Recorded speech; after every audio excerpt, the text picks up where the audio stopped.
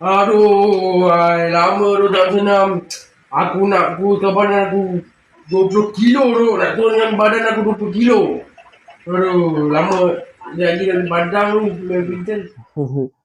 Kau serius lah kau nak diet tu ha? Bawa badminton ni kau nak bersenam.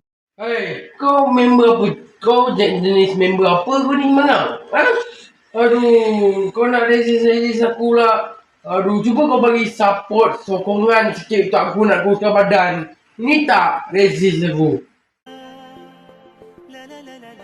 Aduh, kat sana padang.